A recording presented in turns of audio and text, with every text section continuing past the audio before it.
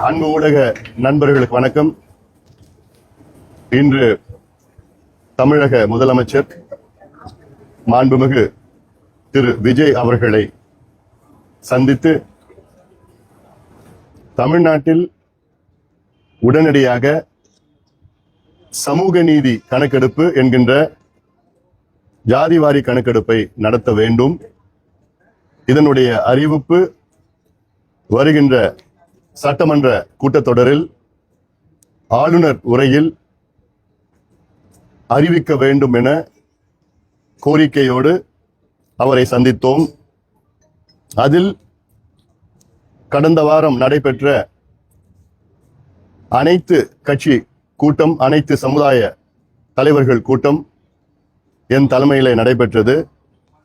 இந்த கூட்டத்தில் கிட்டத்தட்ட 42 தலைவர்கள், அந்த கட்சியினுடைய பிரதிநிதிகள் கலந்து கொண்டு ஒருமனதாக தீர்மானத்தை நிறைவேற்றியிருந்தார்கள். இந்த தீர்மானம் தமிழ்நாட்டில் 69 விழுக்காடு இடஒதுக்கீட்டை பாதுகாக்க வேண்டும். அடுத்தது 95 ஆண்டுகளுக்கு முன்பு வெள்ளையர் காலத்திலே நடைபெற்ற ஜாதிவாரி கணக்கெடுப்பு தரவுகளை வைத்துதான் இன்னும் தமிழ்நாடு மற்றும் இந்தியாவிலே இடஒதுக்கீடு போன்ற நடவடிக்கைகள் அரசு வழங்கிக் கொண்டிருக்கிறது. இந்த பழைய தரவுகள் போதுமானது இல்லை, இதை நாங்கள் ஏற்க மாட்டோம் என்று உச்சநீதிமன்றமும் உயர்நீதிமன்றங்களும், இந்தியா முழுவதும் இருக்கின்ற உயர்நீதிமன்றங்களும் அதை ஏற்றுக்கொள்ளாத சூழலில் நவீன தரவுகள் வேண்டும் என்ற கோரிக்கை, அதற்காக உடனடியாக தமிழ்நாட்டிலே கணக்கெடுப்பு நடத்த வேண்டும் என்று ஒரு கோரிக்கை வைத்தோம். நடந்து முடிந்த அனைத்து கட்சி, அனைத்து தலைவர்கள் கூட்டம் அவர்கள் சார்பிலே இன்று மாண்புமிகு முதலமைச்சர் அவர்களை இன்று நாங்கள் சந்தித்திருக்கின்றோம். அது மட்டுமல்ல, தமிழக வெற்றி கழகம் இன்று ஆட்சிக்கு வந்திருக்கிறது. முதலமைச்சர் விஜய் அவர்கள் தேர்தலுக்கு முன்பு அவர்களுடைய கட்சி தேர்தல் அறிக்கையை வெளியிட்டார். அந்த தேர்தல் அறிக்கையில் முதல் வாக்குறுதி, தமிழ்நாட்டில் உள்ள அனைத்து சமுதாயங்களும் சமூக நீதி வாரியாக பிரதிநிதித்துவம் இருக்க வேண்டும், அதற்கு சாதிவாரி கணக்கெடுப்பு நடத்த வேண்டும் என்று அவர்களுடைய முதல் வாக்குறுதி. அதையும் ஞாபகப்படுத்தினேன். அதை அவரும் சொல்லியிருந்தார். நாங்கள் எல்லாம் இதை மக்களுக்கு உறுதி கொடுத்திருக்கின்றோம் என்று சொல்லியிருந்தார்கள். ஆக எங்களுடைய எதிர்பார்ப்பு, தமிழ்நாட்டில் கணக்கெடுப்பு நடத்த வேண்டும். மத்திய அரசு சாதிவாரி கணக்கெடுப்பு, காஸ்ட் சர்வே என்கின்ற மக்கள் தொகை கணக்கெடுப்பிலே கூடுதலாக அதை நடத்த திட்டமிட்டிருக்கின்றார்கள். மத்திய அரசு நடத்துகின்ற அந்த கணக்கெடுப்பு என்பது இது மேக்ரோ லெவல் கணக்கு, இது ஏதோ தலைகளை எண்ணுகின்ற கணக்கு. மாநில அரசு எடுத்தால்தான் இது மைக்ரோ லெவல், துல்லியமாக தமிழ்நாட்டில் உள்ள 8 கோடி மக்களுடைய நிலை, 2.25 கோடி குடும்பங்களுடைய துல்லியமான நிலையை, சமூக பொருளாதார கல்வி நிலையை துல்லியமாக எடுக்க முடியும். எடுத்து இல்லாதவர்களுக்கு வழங்குவது, இல்லாதவர்களுக்கு கொடுப்பதுதான் சமூக நீதி. அந்த கணக்கெடுப்பை உடனடியாக நடத்த வேண்டும். இதில் கர்நாடகா 2 முறை எடுத்து விட்டார்கள், தெலுங்கானா முடித்து விட்டார்கள், பீகார் முடித்து விட்டார்கள், ஆந்திரா, ஒரிசா, ஜார்க்கண்ட் நடத்தி கொண்டிருக்கின்றார்கள். ஆக சமூக நீதி பிறப்பிடம் தமிழ்நாடு. அப்படி தமிழ்நாட்டில் இதுக்கு முன்பு எடுக்கல, அவசியமா நீங்கள் எடுக்க வேண்டும் என்று வலியுறுத்தி நல்லா கேட்டுக்கிட்டாரு. நிச்சயமாக உறுதியாக நாங்கள் செய்கின்றோம். ரொம்ப பாசிட்டிவா இருந்தார். ஏன்னா எங்க தேர்தல் அறிக்கையிலையும் நாங்கள் சொல்லியிருக்கிறோம், தமிழ்நாடு மக்களுக்கு நாங்கள் செய்வோம் என்று அந்த நல்ல செய்தியை சொல்லியிருக்கிறாரு. ஆனாலும் எங்களுடைய கோரிக்கை கவர்னர் உரையில, ஆளுநர் உரையில அவங்க அரசினுடைய கொள்கை முடிவாக அதை அறிவிக்க வேண்டும் என்ற கோரிக்கையை வைத்தோம். இதுதான் அனைத்து கட்சி கூட்டத்தினுடைய கோரிக்கை. அந்த அனைத்து கட்சி கூட்டத்தின் அத்துணை தலைவர்கள் சார்பிலே இன்று நான் முதலமைச்சரை சந்தித்திருக்கின்றோம். சந்திப்பு கிட்டத்தட்ட ஒரு 25 நிமிடங்கள் தெளிவா எக்ஸ்பிளைன் பண்ணிட்டேன். A to Z தமிழ்நாட்டுடைய சமூக நீதி வரலாறு, இடஒதுக்கீடு வரலாறு, 1921 தமிழ்நாட்டில் 100 விழுக்காடு இடஒதுக்கீடு அப்பொழுது இருக்கின்ற நம்முடைய ஜஸ்டிஸ் பார்ட்டி நீதி கட்சி அப்பொழுது கொடுத்தார்கள். ஆனால் அது நடைமுறை 1927 வந்தது. அதன் பிறகு 1935 வந்து மத்திய அரசு தமிழ்நாட்டில் இருக்க மத்திய அரசு நிறுவனங்களில் இடஒதுக்கீடு வழங்கப்பட்டது. அதன் பிறகு 1950 வழக்கு தொடரப்பட்டு இந்த இடஒதுக்கீடு ரத்து செய்யப்பட்டது. அதன் பிறகு தந்தை பெரியார் அவர்கள் போன்றவர்கள் எல்லாம் போராடி அதன் பிறகுதான் இந்திய அரசு முதல் அரசியல் சாசன சட்ட திருத்தம் ஃபர்ஸ்ட் கான்ஸ்டிடியூஷனல் அமெண்ட்மெண்ட் கொண்டு வந்தார்கள். அதன் பிறகுதான் தமிழ்நாட்டில் 40 விழுக்காடு இடஒதுக்கீடு 1951 கொடுத்தார்கள். இது வந்து 1954 41 உயர்ந்தது. அதன் பிறகு கலைஞர் அவர்கள் ஆட்சியில 1971 இது வந்து 49 உயர்ந்தது. அதன் பிறகு எம்ஜிஆர் அவர்கள் காலத்துல 1980 இது வந்து 68 உயர்ந்தது. அதன் பிறகு 1990 கலைஞர் அவர்கள் ஆட்சி காலத்துல இது 69 உயர்ந்தது. அதன் பிறகு 1989 பிசியும் எம்பிசி என்று 20% 30% பிரிக்கப்பட்டது. 2008 இதுல வந்து உள் ஒதுக்கீடு இஸ்லாமியர்களுக்கு 3.5 விழுக்காடு, 2009 அருந்ததியர்களுக்கு 3 விழுக்காடு உள் ஒதுக்கீடு. இதெல்லாம் இந்த வரலாறுலாம் நான் சொன்னோம். நீதிமன்றத்துல எப்படி வந்தது, நீதிபதிகள் உச்ச நீதிமன்ற தலைமை நீதிபதி கபாடியா அவர்கள் 2010 தீர்ப்பை கொடுத்தார். அந்த தீர்ப்புல தமிழ்நாடு ஓராண்டிற்குள்ளே ஜாதிவாரி கணக்கெடுப்பு நடத்தி 69 விழுக்காடு இடஒதுக்கீட்டை ஏன் அதை நாங்கள் உங்களுக்கு வழங்க தேவை என்று நீங்கள் அதை நியாயப்படுத்தணும், ஜஸ்டிஃபை பண்ணணும் அப்படின்னு 2010 சொன்னாங்க. ஆனா இது இன்னைக்கு வரைக்கும் பண்ணல, செய்யல. வழக்கு இன்னும் முக்கியமான வழக்கு நீதிமன்றத்துல இருக்கு.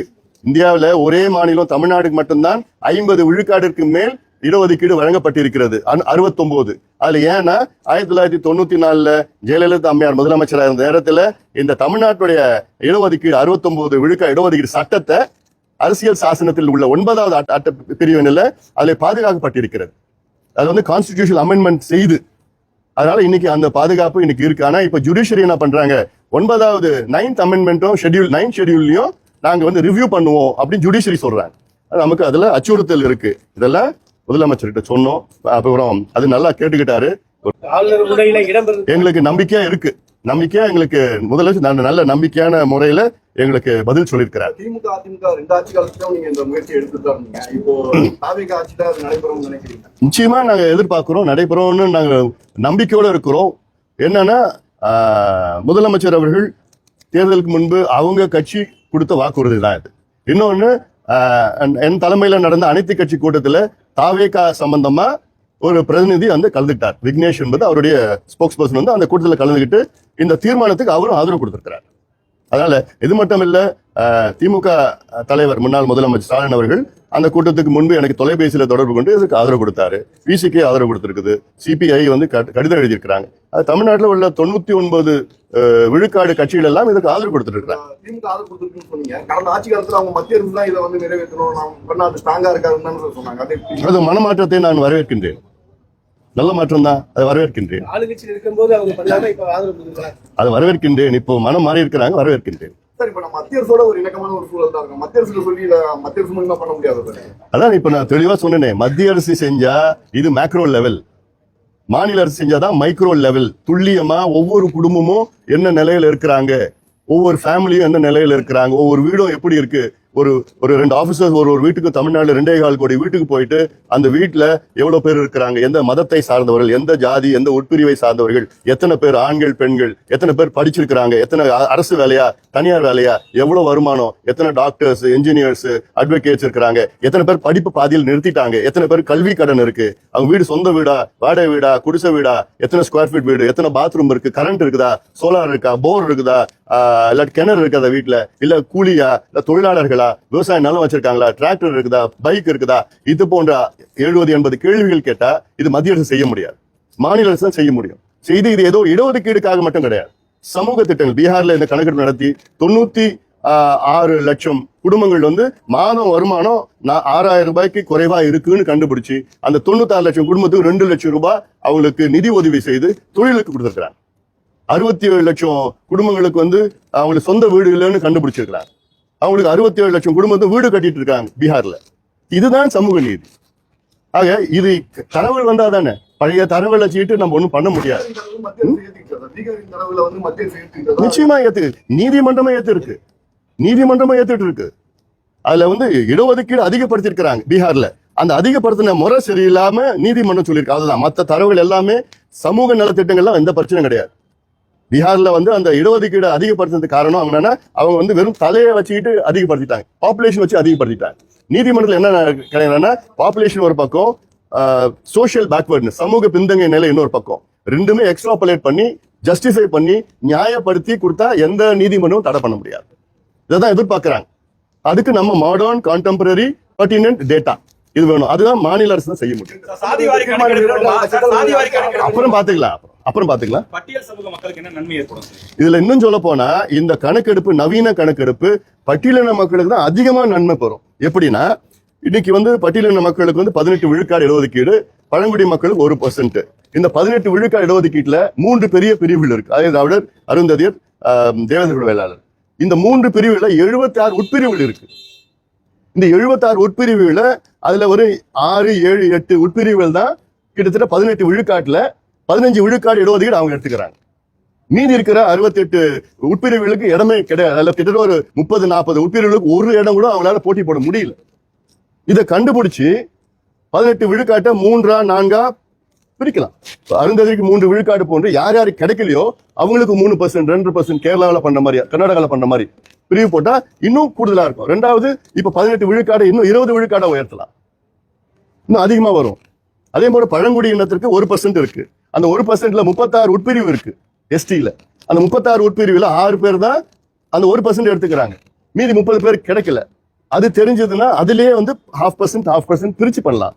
கர்நாடகாவில் அதான் பண்ணிருக்கிறாங்க. கர்நாடகாவில் 15% இருந்தது பட்டியலின மக்களுக்கு, அதை 17% தான் உயர்த்தி, ஏன்னா தனியா கணக்கெடுப்பு நடத்தினாங்க, 17% தான் உயர்த்தி அதுல 6%, 5% 3ஆ உட்பிரிவு பண்ணிருக்கிறாங்க. அந்த 6% யாருன்னா இவ்வளவு காலமா அவங்க இடஒதுக்கீடு கிடைக்காதவங்களுக்கு அவங்கள வந்து 6%ல கிளப் பண்ணிருக்கிறாங்க. கொஞ்சம் கிடைச்சவங்களுக்கு இன்னொரு 6%, அதிகமா அனுபவிச்சவங்களுக்கு இன்னொரு 5%. அதுல பிரிச்சிருக்கிறாங்க. அதே தான் பிசி, எம்பிசி, எஸ்சி, எஸ்டி எல்லாத்துக்கும் இது பண்ணலாம். பொருளாதார தேவைகள் கஜானா காலியா இருக்குன்னு முதலமைச்சரே பேசியிருந்தாரு.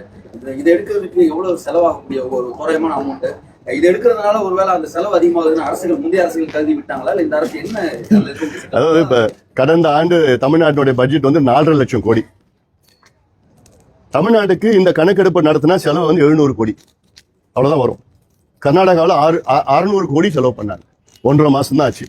2 லட்சம் பேர் வச்சு எடுத்தாங்க. தமிழ்நாட்டில் 2.5 லட்சம் பேர், 3 லட்சம் பேர், 1.5 மாசம் 700 கோடி அவ்வளவுதான். 700 கோடி, 4.5 லட்சம் கோடியில் 700 கோடி அரசு பொறுத்த வரைக்கும் ஒரு பணம் கிடையாது. ஏன்னா இது சமூக நீதி பிரச்சனை. நம்ம சமூக நீதி பெறப்படும் தமிழ்நாடு, அதுல சமூக நீதிக்காக இது நிச்சயமா இது வந்து செயல்படுத்தணும். இஸ்லாமியருக்கும் அகமதியருக்கும் கணக்கெடுப்பு உள்ஒதுக்கீடு கொடுக்கும்போது அது ஏற்குது. ஆனா வன்னியர் கொடுக்கும்போது 10 சொல்ல ஏற்காதுக்கு நீதிமன்றத்தில் நிக்காது. இந்த தரவுகள் தான் கேட்கிறாங்க. இப்போ இஸ்லாமியர்கள் கூட இருக்கிறாங்க. இஸ்லாமியர்களுக்கு வந்து பாத்தீங்கன்னா 7 உட்பிரிவு இருக்கு. இப்போ ஷியா, சன்னி, லப்பை, போரா அப்படிலாம் 7 உட்பிரிவு இருக்கு. அந்த 7 உட்பிரிவுல ஒரு உட்பிரிவு, 2 உட்பிரிவு தான் எல்லா இடத்தையும் எடுத்துக்கிறாங்க. அந்த 3%ல 3% எடுத்துக்கிறாங்க. இது எடுத்தா எல்லாத்துக்கும் தான் இது பாதுகாப்பாக இருக்கும். இப்ப நாளையோட 1 மாதம் முடிவடைந்த நிலையில நல்லா செஞ்சுட்டு இருக்கிறாங்க. நிறைய மாற்றங்கள் வந்து இருக்குது. ஊழல் வந்து பெரிய அளவுல குறைஞ்சிருக்கு. இந்த சிஸ்டம் இன்னும் எப்படியாவது இன்னும் 2-3 மாசம் ஆகும். இன்னும் கொஞ்சம் டைம் கொடுக்கணும். நம்ம பெரிய அளவுல நிறைய இடத்துல ஊழல் குறைஞ்சிருக்குது. அந்த ஒரு சிஸ்டமா மாத்துறது. ஏன்னா இவங்க மாறி இருக்கிறாங்க, ஆனா அதிகாரிகள் இன்னும் மனசு மாறல. இன்னும் அவங்க மாற்றுறதுக்கு இன்னும் கொஞ்சம் டைம். 1 மாதத்துல போய் எல்லாமே செய்யணும்னு எப்படி எதிர்பார்க்க முடியாது இல்ல இவ்வளவு. அதாவது ஏன் இந்த மின்சார பிரச்சனை நான் சொல்றேன். கடந்த 5 ஆண்டு காலத்துல திமுக ஆட்சியில ஒரு புதிய மின் திட்டம் கூட இவங்க கொண்டு வரல. இப்ப நிலுவையில் இருக்கிற திட்டம் கிட்டத்தட்ட 14,000 மெகாவாட் திட்டம் கடந்த 12 ஆண்டுகளாக நடைமுறைப்படுத்தல. அந்த 14,000 இப்ப தமிழ்நாட்டுடைய மின் தேவைகள் பாத்தீங்கன்னா பீக்ல 21,000 மெகாவாட். ஆனா தனியார், அரசு எல்லாம் சேர்ந்து உற்பத்தி பாத்தீங்கன்னா 36,000 மெகாவாட் இருக்கு. அந்த 36,000த்துல வந்து சீசனல் 9,000 மெகாவாட் வந்து சீசனல் இந்த காற்றாலைகள் இருக்கு. அதுல 9,000 மெகாவாட் அது வந்து மே, ஜூன், ஜூலை, ஆகஸ்ட் 4 மாசம் தான் வரும். இப்போ திமுக அரசுல புதுசா எதுவும் அறிவிக்கல, இருக்கிறதும் நடைமுறைப்படுத்தல. இருக்கிறதுல எவ்வளவு பெண்டிங் இருந்தது, அதுல 1 மட்டும்தான், அதுல 800 மெகாவாட் மட்டும்தான் இப்போ நடைமுறைப்படுத்தியிருந்தா கடைசியில. ஆக அவங்களுக்கு என்னன்னா அரசு உற்பத்தி செய்கின்ற மின் ஆலைகள்ல ஒரு யூனிட் வந்து 3 ரூபாயில இருந்து 3,000 ரூபாய் உற்பத்தி செய்யலாம். இன்னொன்னு அரசாங்கம் வந்து வாங்குது. அரசு உற்பத்தி செய்கின்ற மின் ஆலைகள்ல 3,000 ரூபாய் கொடுத்து ஒரு யூனிட் வாங்குது. தனியார் உற்பத்தி செய்கின்ற மின் ஆலைகள்ல இருந்து தமிழக அரசு 9 ரூபாயில இருந்து 15 ரூபாய் ஒரு யூனிட் வாங்க. அதில் அப்போ கமிஷன் அதிகமா அதில் வரதுனால அவங்க யாருக்கும் வந்து அரசாங்கம் உற்பத்தி செய்யணும்னு விருப்பம் இல்லை கடந்த ஆட்சியில். அதனாலதான் இவ்வளோ நட்டம். இன்னொன்னு சொல்ல போனா மின்சாரத்துறையில கடந்த 4 ஆண்டுகள்ல 4 முறை மின் கட்டணத்தை உயர்த்திருக்கிறார். 56% உயர்த்திருக்கிறார். இதுல 1.5 லட்சம் கோடி ரூபாய் கூடுதலா மின்சாரத்துறைக்கு வருமானம் வந்தும் இன்னைக்கு நட்டத்துல ஓடிட்டு இருக்கு. ஊழல் தான். டிரான்ஸ்பார்மர் ஊழல் தான் பாத்தீங்க. 32 பேர் ஒரே டிட்டோ டெண்டர் கோட் பண்ணிருக்கிறாங்க. எவ்வளவு பெரிய ஒரு மோசடி காட்டல் அது. இதெல்லாம் வந்து விசாரணை இப்போ சிபிஐ விசாரணைன்னா இப்போ இல்ல சிபிசி அதை இப்ப இந்த இதுல இப்படி சிபிஐ விசாரணை கொடுக்கும். இன்னொன்னு நான் சொன்னது வந்து மேகதாது பிரச்சனை சம்பந்தமா அனைத்து கட்சி கூட்டத்தை நீங்க கூட்டுங்க, முதலமைச்சர் கூட்ட வேண்டும். ஏன்னா மேகதாது வந்து தமிழ்நாட்டினுடைய உயிர் நாடி பிரச்சனை. நான் சொல்லியிருக்கேன், முதலமைச்சர்கிட்ட நான் சொல்லியிருக்கேன். நான் நிச்சயமா அது ஒரு பாசிட்டிவா எடுத்திருக்கிறாரு. ஏன்னா இன்னைக்கு மேகதாது என்பது கர்நாடகாவில் உள்ள DK சிவகுமார் அவர்கள் முதலமைச்சர் ஆகிட்டார். அவர் வந்து அந்த ஏரியா கனகாபுர ஏரியா பகுதியில் பாத யாத்திரா அது யாத்திரா எல்லாம் பண்ணிக்கின்னு இப்ப இதை வச்சுதான் முதலமைச்சர் ஆயிருக்காரு. கர்நாடகாவில் 2028 தேர்தல் வர இருக்கிறது. அந்த தேர்தல் முடிக்கிற வரைக்கும் இதை அவர் விட மாட்டார், இன்னும் அதிகமா தீவிரப்படுத்துவார். இப்ப DPR வந்து பண்ணிருக்கிறாங்க. DPR டீடைல் ப்ராஜெக்ட் ரிப்போர்ட் வந்து அதுல வந்து பண்ணலாம்னு வந்து அந்த நடுவர் மன்றம் இவங்களுக்கு மத்திய அரசு அனுமதி கொடுத்திருக்குது. இப்போ இந்த ப்ராசஸ் நடக்குது. அதனாலதான் இதை தீவிரமா நம்ம எதிர்க்கணும். ஏன்னா கர்நாடகாவில் 4 அணைகள் இருக்கு. KRS அணை, கிருஷ்ணராஜ சாகர் அணையில, அது கபினி, ஹேமாவதி, ஹாரங்கி. இந்த 4 அணைகளுடைய கொள்ளளவு 115 TMC. இந்த மேகதாது அணை கட்ட போறது கிடையாது. கட்டினாங்கன்னா அது 70 TMC கூடுதலா. ஆக அவங்க தம் கர்நாடகாவோட ஸ்டோரேஜ் கெப்பாசிட்டி பார்த்தீங்கன்னா 180 TMC உயரும். இப்பவே நமக்கு என்னன்னா மிச்ச நீர் தான் கொடுக்குறாங்க. காவிரி நடுவர் மன்றம் தீர்ப்பு என்னன்னா 177.25 TMC தமிழ்நாடு கொடுக்கணும்னு காவிரி நடுவர் மன்றம் கொடுத்துருக்காங்க. அந்த 177.25 TMC எப்படி கொடுக்கணும்னா ஜூன் மாசம், ஜூலை மாசம் 30, 40 TMC, 50, 48, 28 ஒவ்வொரு 12 மாசத்துக்கு ஷெட்யூல் பண்ணிடுறாங்க. ஆனா அந்த 12 மாசம் ஷெட்யூல்ல அவங்க கொடுக்கறது கிடையாது. அவங்களுக்கு 4 டேம் நிறைஞ்சிச்சு, தண்ணியை வேற எங்கேயும் விட முடியாது. அந்த தண்ணியை தான் நமக்கு மிச்ச நீர் தான் நமக்கு கொடுக்குறாங்க. அதுவே நமக்கு கிடைக்கிறது கிடையாது. அதனால மேகதாது கட்டினாங்கன்னா அந்த மிச்ச நீரும் நமக்கு வராது. மிகப்பெரிய பிரச்சனை வரும். ஏன்னா காவிரியை நம்பி தமிழ்நாட்டில் 38 மாவட்டத்தில் 28 மாவட்டம் இருக்கு, சென்னை உட்பட. கிட்டத்தட்ட 5.5 கோடி மக்கள், தமிழ்நாட்டில் 8 கோடி மக்கள், 5.5 கோடி மக்கள் காவிரியை நம்பி இருக்கு. அதனால காவிரியில் தண்ணி வரலன்னா மிகப்பெரிய ஒரு பிரச்சனை. அதுக்காக இதை ஒரு முக்கியத்துவம் சொல்லி அனைத்து கட்சி கூட்டத்தை கூட்டணும்னு கேட்டிருக்கேன். நிச்சயமா ஒரு பாசிட்டிவா பண்ணுவான்னு நினைக்கிறேன். நன்றி, வணக்கம்.